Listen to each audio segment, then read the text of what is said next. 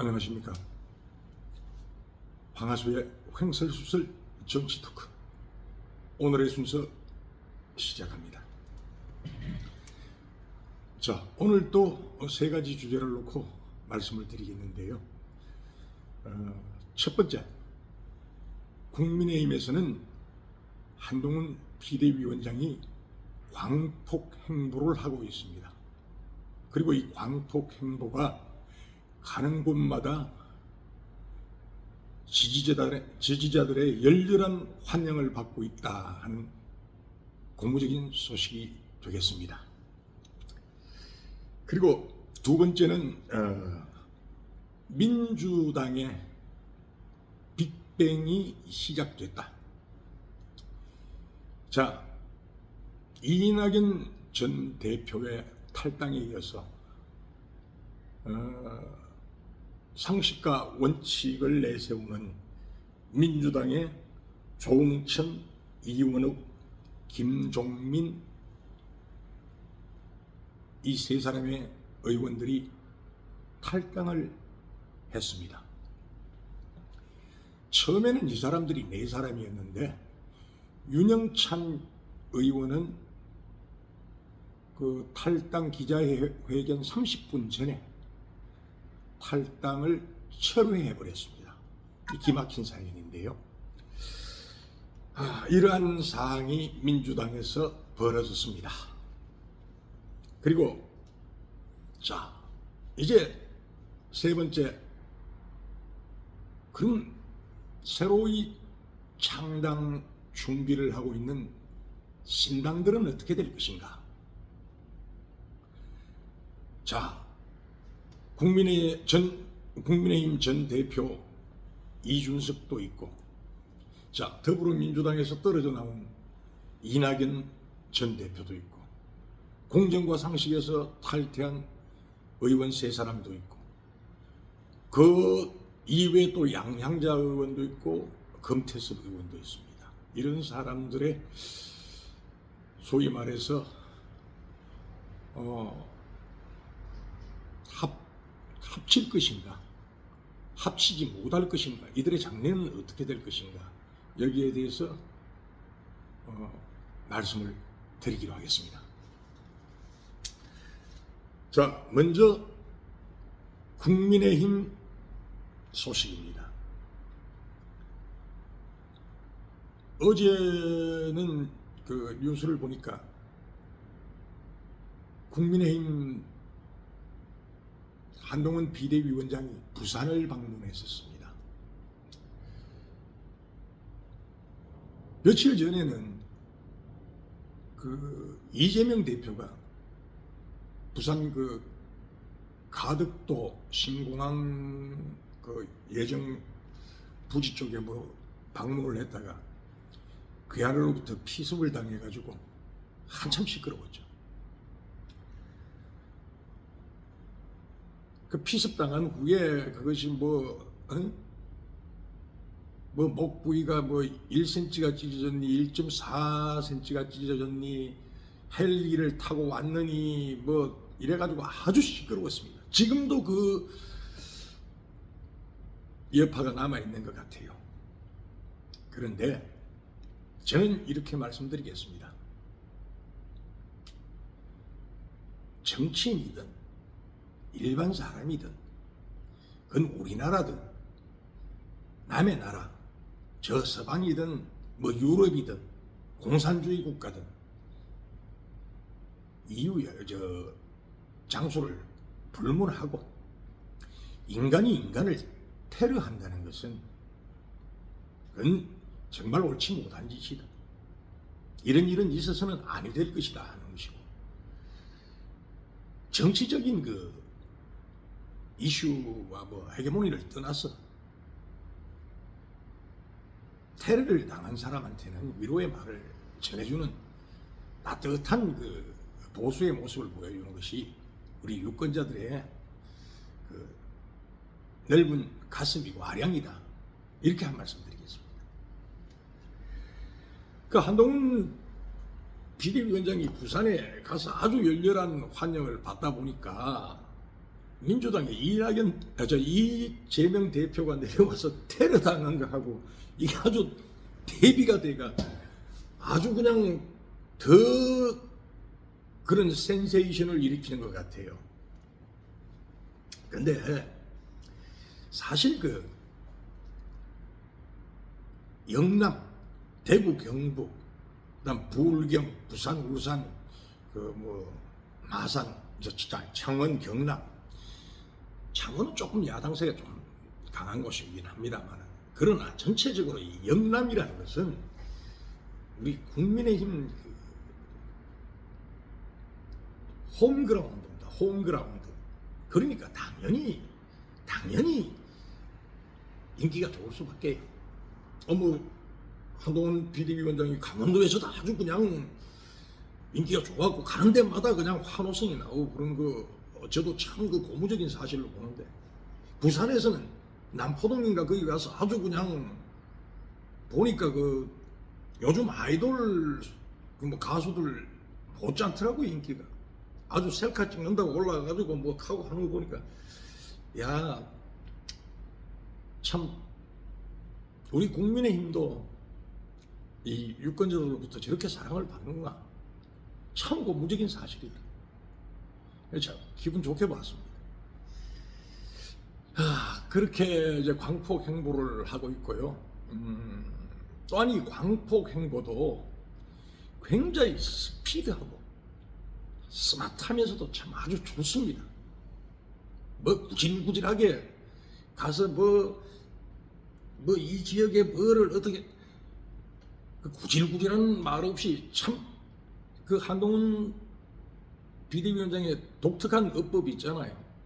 아주 그런 게 딱 그냥 눈에 띄면서 많은 사람들로부터 환호성과 갈채를 받고 있더라. 기분 좋은 일이죠. 그 이제 이런 걸 이렇게 지켜봤을 때, 이번 4월 10일 선거는 희망이 보인다. 희망이 보인다. 이런 말씀을 드리면서 참 기분 좋은 국민의힘이다. 이런 말씀을 드리고요. 자, 그러면서도 한편으로는 국민의힘도 안고 있는 리스크가 있죠. 소위 말해서 이제 상특금에 대한 이야기인데요. 이게 사실 받아야 되느냐 말아야 되느냐. 윤석열 대통령이 그 거부권을 행사하실 때 국회에서 이게 공이 용산으로 넘어왔을 때 그 전에 뭐 오면은 거부할 것이다 하고 소문도 내지 말고 뭐 부정적이다라는 정도만 흘려놨다가 대통령 손에서 그만 지고 한 일주일 정도 좀 묵혀가지고 진중하게, 이건 아무래도 이치가 안 맞으니까 좀 국회에서 다시 한번 재고해달라 이렇게 나오든가, 또 아니면은 좋다 그럼 깨끗하게 한번 받아볼 테니까 너희들도, 민주당 같은 경우에도 그 문재인 대통령 시절에 그 김정숙 여사 특검할 거 많죠. 솔직히 말씀드려가지고 뭐 대통령 기록관으로 보내가지고 싹 보내버렸으니까 이게 내놓지를 못하고 있는데, 아니 오특검 있지 않습니까? 그 다음에 그거보다도 제일 그 기가 찬 거는 그 김정숙 여사 인도 타지마할 명관 그 관광 갔다 왔잖아요. 그 관광을 보통 그냥 관광 갔다 온 게 아닙니다. 그거요. 공군 1호기를 타고 갔다 왔어요. 공군 1호기가 뭡니까? 대한민국 공군 1호기는 대통령 전용기입니다. 전용기. 대한민국 국가 원수가 외국을 국빈 방문할 때, 또 외국에 무슨 급한 일이 있을 때 타고 가는 게 그게 공군 1호기입니다. 미국 대통령 타고 다니는 거 에어포스원 그것도 공군 1호기입니다. 그거로 국가 원수가 타야 될 비행기를 타고 인도 타지마할에 뭐 관광을 간다? 이거 특검 없이 지나갔잖아요. 근데 특검을 논하기 전에 정치하시는 분들도 이 양심이 좀 있어야 돼. 양심이 좀 넘지 말아야 될 금도는 좀 지켜줬으면 좋겠다. 아니 김건희 여사가 안 할 소리로 어디 가서 무슨 뭐 바람을 피웠습니까? 뭐 했습니까? 아이, 국가 행사에 가서 국가 원수. 아니 우리 윤석열 대통령이 무슨 그 총각은 아니잖아요. 안 할 소리로. 그러니까 정당한 부부니까 혼자 가는 것보다 부부가 나란히 가면 남들이 보기도 좋아요. 외국에서도 보기도 좋고. 그러면 맞이하는 그 나라 저 대통령이나 뭐 국왕이 됐든 대통령이 됐든 총리가 됐든 거기에도 또 저게 나올 거 아닙니까? 레디 퍼스트가 나올 거 아닙니까? 그러면은 서로 간에 대화하기도 좋고 이 분위기도 좋아지는 겁니다. 그래서 영국인들이 해외 순방할 때 꼭 따라가고 그래요. 그래가지고 또 이 국가 원수가 나눠야 될 일도 있고 또 옆에 친교 활동할 수 있는 거는 그땐 또 서로 이제 영국인들끼리 이제 담소도 나누고 그러면서 우위를 다지는 겁니다. 정당한 행동을 했는데 사사건건 물고 늘어지는 이런 거는 없애야 되는 것이고요. 둘째, 이 특검에 걸리는 게 뭡니까? 그 주가 조작 사건. 그게 윤석열 대통령하고 10년 전 결혼하기 전에 벌어진 일들을 수사해가지고 문재인 정권 때 수사해가지고 털다가 못 털는 거 아닙니까? 그럼 그때 끝을 내빼야 되는데 검찰은 이걸 또 왜 가지고 있었는지 사실 모르겠어요. 그럼 끝이 털어가지고 기소를 못했으면 거기서 수사 종결을 해야 되는데 이걸 놔놨다가 이게 이제 문제가 돼가 벌어졌는 거예요. 그러니까 검찰의 행동에도 참 이해가 안 되고 이거를 처리하는 윤석열 대통령이 어쨌든 간에 자기 앞에 떨어진 자신의 문제잖아요. 그러면은 좀 이래 이거 가지고 한 일주일 좀 이제 묵이다가 이건 도저히 이건 아닌 것 같다. 국회에서 다시 한번 제의를 해달라. 이렇게 보냈으면은 이 모양새가 좀 괜찮지 않습니까? 그죠? 괜찮은데 아니 이걸 두고 그냥 오기 무섭게 그냥 탁 내뱉어 버리니까 이게 조금 감정이 좀 생긴 것 같아요. 아니, 감정이 안 생겨도 이거는 사실 민주당 프레임에 국민의힘이 말려 들어갔다. 이렇게 생각해도 참 말씀드려도 과언이 아닙니다. 자, 이 문제가 이번에 민주당에서 국민의힘으로 이제 자리를 옮긴 이상민 의원이 이 대표 발의해가지고 내난 민주당에 있을 때 대표 발의된 법안이죠. 상특검 법안. 그리고 이번에 사실 비대위원 중에 회계사 출신 김경률 씨도 이 문제를 비대위 회의 때 어떤 언급을 하더라고요. 그러면 사실 이 문제가 국민의힘 내부에서도 이거 문제가 될 수 있다는 문제의식을 가지고 있는 겁니다. 그렇기 때문에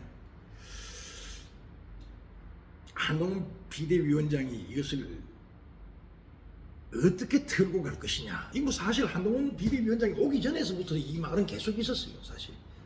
자, 이것 때문에 윤석열 대통령을 이 뭐 윤석열 대통령의 말을 하고 배척점에 써가지고 강한 비대위원장이 되느냐 뭐 하느냐 이런 이야기가 있었는데 사실 참 해결하기 힘든 일이 맞습니다. 그런데 어저께 이제 한동훈 비대위원장이 제2부속실도 설치하고 감찰관 설치에 대해서도 뭐 검토 한번 해보겠다는 입장에 오늘 띄우긴 띄웠어요. 어떤 형태로든 간에 이 문제는 풀어야 된다. 빨리 풀수록 이건 국민의힘에 덕이 되는 것이다. 이 가지고 질질 끌면은 이 총선까지 계속 민주당에서는 물고 늘어질 겁니다. 이 좋은 거 잡았다고 지금 골까지 다 해가지고 걸라 그러는데 이걸 빨리 잠재울 수 있는 한동훈 비대위의 지혜를 한번 기대해 보겠습니다. 어떻게 마무리를 짓는지. 자, 그러면은 두 번째로 민주당 이야기를 한번 해봅시다. 이 방송 처음 시작할 때 그 가덕도 쪽에 뭐 갔다가 그 웅동 쪽에 그 제가 좀 알아요. 그 마천공단 있고 그 언뜻 그 뉴스에 나오는 화면을 이렇게 보니까 눈에 익은 길이 그리던데 그쪽에 가면 웅동에 가면은 조국이 그 웅동중학교 웅동재단 웅동중학교가 거기 있습니다. 가덕도 그쪽 옆으로 가면은 그 청안 해오름 아파트가 있고 마천공단 있고 거리에가 넘어가거든요. 그 길 제가 잘 압니다. 그 어디에 가지고 용원 웅동 바로 그 용원 그 넘어가 거제도 방향에 그 가덕도 그 매립지거든요. 어디 뭐 그 근처에 갔는 것 같은데 거기서 이제 테러를 당했습니다. 이걸 놓고 또 뭐 테러한 사람이 당적이 어떻게 되느냐 하고 왈가왈부하고 헬기를 타고 갔는 게 뭐 그냥 위법하다 아니다 하고 난리지기고 이러다 보니까 그 대구시장 하던 그 홍준표 시장이 아이 그걸 가지고 뭐 그러냐고 한 소리 했다가 그냥 오만 또 그 여론의 문매를 맞더구만요. 근데 사실 정치인이든 아니든 이 사람이 사람을 공격하고 이 테러 행위는 있어서는 안 되죠. 더군다나 그 야당 대표입니다. 이 야당 대표는 여당의 적이 야당이 아닙니다. 정치는요 여당과 야당이 어차피 집권당이 있으면 거기에 대항하는 당이 있거든요. 그 여와 야로 나뉘는데 여당과 야당은 싸우고 원수지고 전쟁하는 게 아닙니다. 치열하게 토론하고 그 토론에서 답을 얻어내고 이 토론할 때도 욕도 하면 안 돼요. 상대를 존중하고 배려하고 그래 당신 말도 일리가 있다. 내가 그 이야기에 충분히 공감하고 그렇지만 나도 이런 입장이니까 그러면 내가 이렇게 할 테니까 니꺼는 뭐 이렇게 나도 좀 받아주겠다. 이렇게 서로 상호 의논하고 거기에서 합의된 의견을 도출해내고 이런 것이 정치입니다. 우리나라 정치는 보면은 여당과 야당이 전쟁터에서 만난 적군하고 아군하고 같아요. 그건 정치가 아닙니다. 그건 전쟁이죠. 전쟁과 정치는 말도 못하게 차이가 나는 거예요. 그건 말 자체가 비교가 안 되는 거죠. 그래서 야당 당대표가 피습당한 사건에 대해서는 국민 전체가 안타까워해야 되고 참 이런 일이 다시 일어나지 말아야 되는 것이고, 또 피습당한 야당 대표의 쾌유를 빌어주는 것이 정치인이 됐든 일반 국민이 됐든 기본적인 사람의 도리이자 예의이다, 이런 말씀을 드리면서 자, 어쨌거나 저쨌거나 이제 민주당에서는 지금은 이재명 대표가 뭐 피습당한 데서 딱 멈춰 있지를 않습니다. 실질적으로 이재명 대표가 가덕도 내려가기 전에 그 신년이었습니까? 그 한 열흘 전에 그 이낙연 대표하고 회동을 했죠. 둘이 눈 오는 날. 거기서만 나올 때 그때 이미 그 뭐 돌아오지 않은 강을 건너가 버렸다. 제가 이 앞전 방송에 그렇게 말씀을 드렸는데, 그 이제 피습 사건 때문에 이제 조금 이제 탈당하는 게 한 이틀 늦추어졌죠. 그건 이제 서로 간에 그 사람이 예의 지키려고 그런 것 같아요. 그건 뭐 좋게 이야기해가지고, 응? 그 당대표가 피습됐는데 급한국에 탈당하겠다, 이것도 모양새가 좀 그렇잖아요. 그러니까 한 며칠 기다려가지고 이제 드디어 탈당 선언을 했습니다. 탈당 선언을 해가지고 이제 나갔는데,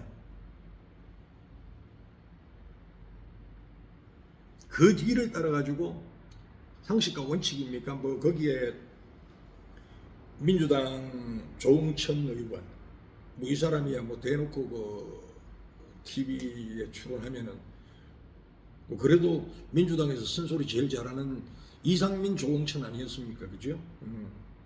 조응천 의원, 이원욱 의원, 김종민 의원. 원래는 그 윤영찬 의원까지 네 사람이었어요. 네 사람이 이제 어제인가 그 탈당한다고 탈당 선언을 하는 기자회견을 하기로 했는데, 기자회견 한 30분 정도 놔두고 그 윤영찬 의원은 당에 잔류하겠다. 근데 이 기자회견 장소를 마련한 사람이 윤영찬 의원이라고 그러더라고. 그리고 자기가 다 그 기자회견 장소까지 마련해놓고 이제 다 모이자 해가지고 가는 도중에 이제 윤영찬 의원은 난 못하겠다 이렇게 내버리는 거예요. 참 모양새 빠지는 짓입니다. 그죠?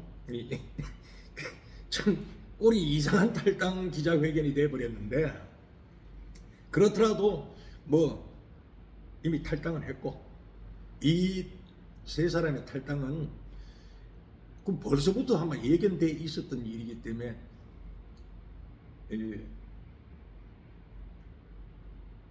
예견된 대로 시간이 흘렀다, 이렇게 보시면 되고요. 자, 그럼 이낙연, 조응천, 이원욱, 김종민만 있느냐? 아니다 이게. 자, 이낙연 전 대표가 민주당에 자기 지분도 있죠. 자, 이낙연 전 대표가 빠져나왔다는 것은 이낙연계 뭐 사람이 한 사람이 됐든 두 사람이 됐든 또 탈당을 하게 될 것이다. 그리고 자, 민주당에서 지금 그 공천하는데 이미 그 자객 공천 그런 말이 나돌고 있죠, 그죠? 그 윤영찬 의원이 그 지금 민주당 구속된 김용씨 그 변호를 만나요. 그 누구 변호를 맡았는지 뭐 현근택 변호사. 이 사람이 윤영찬 의원하고 같은 지역구에 이제 그 공천 사업을 하게 됐는데, 현근택 변호사가 그 뭐 어느 자리에서 술자리인 것 같아요. 술 마시면서 무슨 한마디 했는 게 또 성희롱에 걸려가지고 이게 감찰 해야 돼, 뭐 징계를 해야 된다. 이게 아마 그 마이너스 요인으로 작용하면은 이 뭐 공천 못 주는 거 아니냐 이래가지고 그 정성호 의원하고 이재명 대표하고 사이에 오고 간 문자 가지고 그냥 설왕설래 하더니만은 이걸 보고 자 그러고는 현근택 변호사가 공천에서 탈락할 수 있는 감점 요인이 있기 때문에 자기가 그 자리에서 살아남을 확률이 많기 때문에 탈당을 안 했다.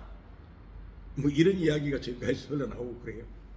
근데 그건 뭐 자기네들 사정이고 아무튼 간에 이미 자객공천이라는 말이 돌았고 현역 의원 가운데서 자기가 이제 지역구 출마가 좌절된 사람 또 지금 그 이낙연 대표가 나가서 이제 신당을 창당하게 되면은 그 이제 신당 세력을 보겠죠. 보고 이제 그 눈치를 보면서 빠져나올 의원들이 꽤 솔솔이 있다고 저는 생각해요.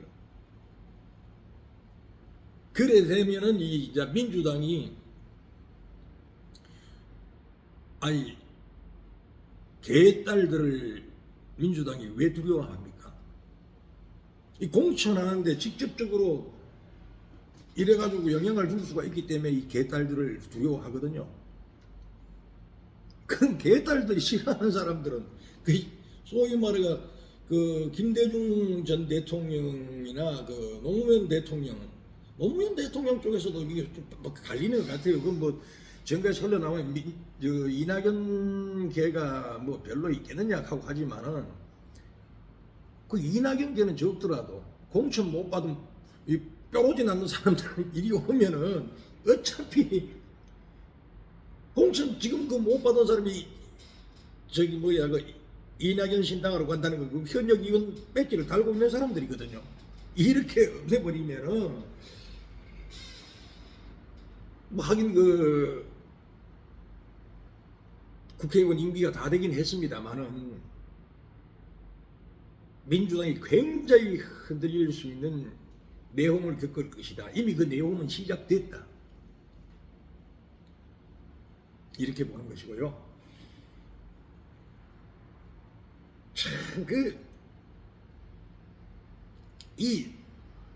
뭐 우리 국민의힘에서야 뭐 내용이 없겠습니까만은 이 민주당의 이번 그 선거를 앞둔 내용은 좀 뼈가 아플 만큼 내용이 깊어지지 않나 이런 생각도 들어요. 지금 이제 그 내용이 시작되는 것 같습니다. 자, 이번에는 그 신당에 대해서 말씀을 드리겠습니다. 자, 민주당에 이어서 이제 민주당을 뛰쳐나온 이낙연 전 대표 뭐 나온다고 몇 번이나 이야기했고 눈 오는 날 차 마시고 나와가지고 뭐 자기는 자기 갈 길을 가겠다 공개적으로 언론에 대놓고 공개적으로 이제 뜻을 밝혔으니까 그 뛰어나왔습니다. 뛰어나와 있는데 자 그러면 이제 민주당이라는 울타리 밖에서 국민의힘 민주당 이 양당 밖에서 야인으로 있는 이제 소위 이제 신당 창당파들 신당 창당파들이 누구냐 그러면은 자 이낙연 전 대표 그 양양자 의원 있죠. 그 다음에 그 금태섭 의원 있습니다. 이준석 의원도 있고요. 뭐 이현주 의원이 뭐 하는지 그건 모르겠고. 자 우리는 그 표면적으로 이 사람들이 이제 자기네들끼리 이제 물밑 접촉도 하고 이러는 거가 봐요. 그 뭐 이준석 전 대표도 뭐 이낙연 대표 측 사람과의 그 이야기가 오고 갔다 그러고, 뭐 금태섭 의원하고도 뭐 자주 이야기하고 이 뭐 자기네들끼리 이게 굉장히 그 교류가 활발하게 이루어지는 것 같아요. 그럼 그럴 수밖에 없습니다. 그거는 그럴 수밖에 없잖아요. 따로 이 정당을 차려가지고는 뭐 무슨 힘이 있겠습니까? 그러니까 일단은 뭉칠 것이다. 일단은 뭉칠 것이다. 뭉칠 수 있는 요건은 됐잖아요. 근데 일단은 뭉치게 되면은 한번 봅시다. 이낙연 전 대표하고 금태섭 의원하고 양양자 의원하고 이 사람들은 어째 보면은 결이 통할 수 있을는지 몰라요. 결이 통할 수 있을지, 실용성이라든가 그런 면에서 뜻을 같이 할 수 있을는지 몰라요. 근데 이들 가운데서 우리 국민의힘에서 탈당한 이준석 전 당대표, 이 대표도 그럼 이 사람들하고 결이 같을까? 표면적으로는 같다고 볼 수가 있습니다. 뭉치기 위해서는 다 같다고 그래야죠. 다 같다고 그래야죠. 이래서 일단 이 사람들이 뭉칠 거예요. 이제 소위 말해서 빅텐트 그런 거다. 빅텐트. 빅텐트. 근데 이게 빅텐트가 될지 3, 4인용 스몰 텐트가 될지는 무엇이 결정지어주느냐. 이 사람들이 노리는 거는, 자, 한번 보십시오. 이낙연 전 대표가 만약에 신당을 창당해가지고 이낙연 전 대표 같은 경우는 자기 그 지분이 좀 있습니다. 그리고 호남 쪽에 어떤 그 출신 지역이라는 그런 강한 그 적어도 가지고 있고요. 근데 금태섭이나 양양자 이런 사람은, 이준석 이런 사람은 자기 지역을 확실하게 가지고 있지를 못합니다. 그럼 수도권을 봐야 되는데 수도권이 아주 이번 총선에서는 치열하게 전개될 것입니다. 제가 봤을 때는 살아남기가 힘들 것 같아요. 자기 자신도 살아남기가 힘들 것 같아요.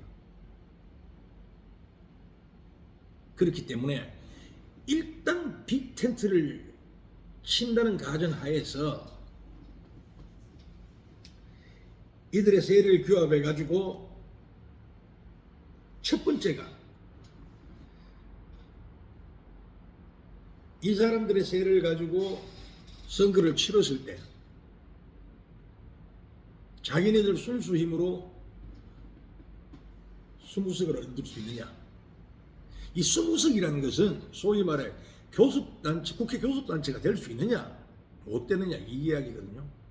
교섭단체 못 되면은요, 국회의원이 국회 안에서 협상권도 있어야 되고 여당 야당이 대접도 받고 해야 돼.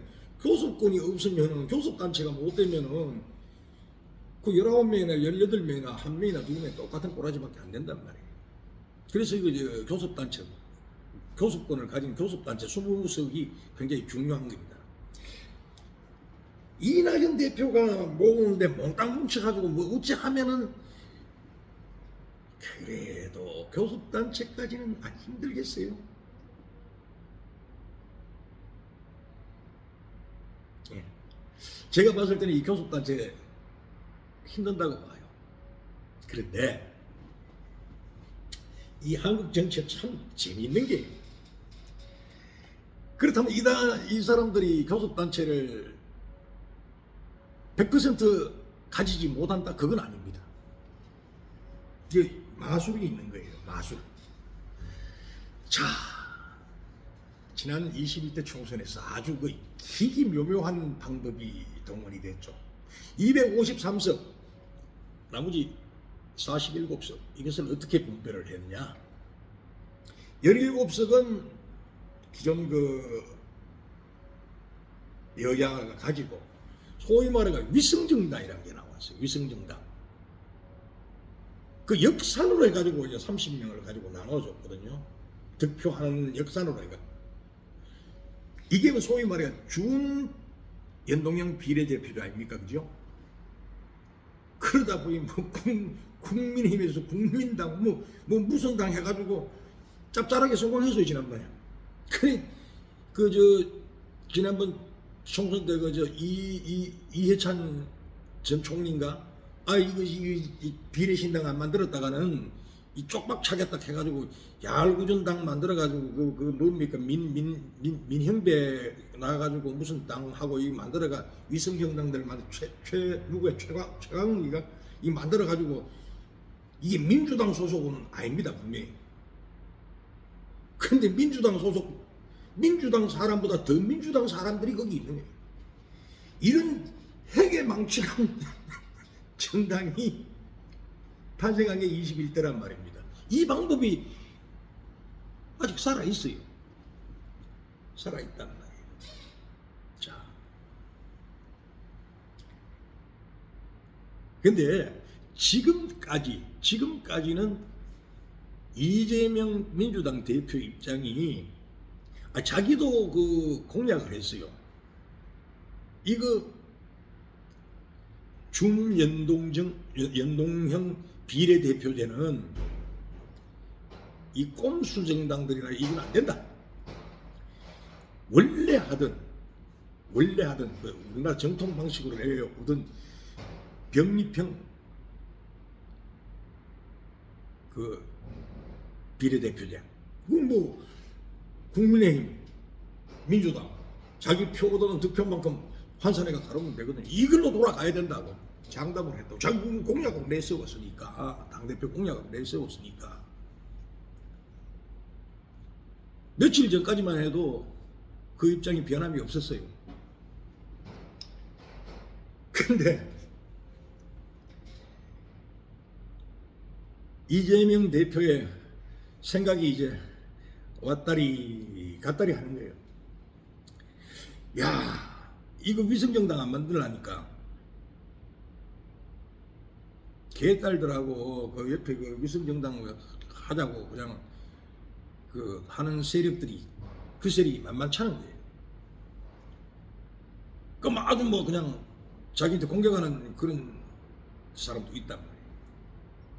이게 병립형으로 하자니 당내 반대 세력으로 그냥 내리쓰는 게 겁이 나고, 그렇다고 이놈의 걸 하자니 자기 친위 병사들로 이 비례대표를 다 받으면 요것도 몽땅 내게 되는데,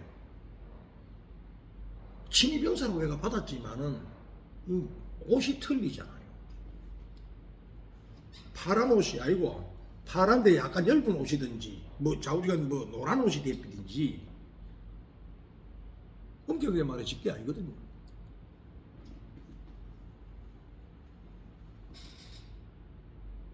이래서 지금 이재명 당대표가 왔다리 갔다리 하고 있는 겁니다. 응? 왔다리 갔다리 하고 있는데, 만약에 이 공천 룰이 지난 20대 19대처럼 병립형으로 가버린다 그러면요, 이 신당이 있을 자리가 없어. 결국 뭐 몇 석은 얻겠지. 몇 석은 얻어가지고 시간이 가면은 소멸되는 정당에서 손으로 갈 것이다. 신당의 운명이 그렇습니다. 교섭단체를 얻지 못한 신당은 뭐 유순함하다는 사실. 근데 준연동형 비례대표제로 갔을 때는 이 사람들은 왜 유리하냐? 지금으로 국회의원을 당선시킬 힘이 없단 말이에요. 지역구 의원을 낼 수가 없는 거야. 지역구 의원이 없으면은 준연동형 비례대표제는 없는 만큼 제로에 가까울수록 많이 받아오니까, 이 30석 속에서 많이 받아오니까, 그러면 국민의힘이나 민주당은 받아올 게 없어. 왜? 자기 자신이 벌써 이 30석보다 더 큰 덩어리니까. 근데 이 사람은 나머지는 몽땅 20석끼로 가져올 수 있는 거예요. 이게 이 빅텐트를 제가 이게 주워온다 그러면 이게 제3당 200으로 남는다. 요런 문제가 있습니다. 요런 문제가 지금. 참 정치라는 게 재밌죠. 근데 이재명 당대표가 이리 왔다 저리 갔다 하는데 요게 어디서 멈추느냐. 이게 지켜보면서 기다리는 묘미가 될 수 있습니다. 그렇지 않습니까? 다음 방송 때는